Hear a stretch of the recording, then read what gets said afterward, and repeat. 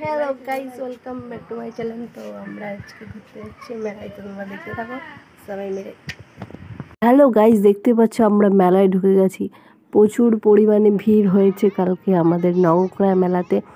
এটা হচ্ছে গিয়ে রথতলার মেলা, দেখতে পাচ্ছ এখানটায় রথটা।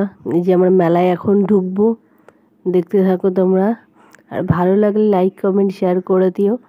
প্রচুর পরিমাণে ভিড় হয়েছিল, তোমরা দেখতেই পাচ্ছ।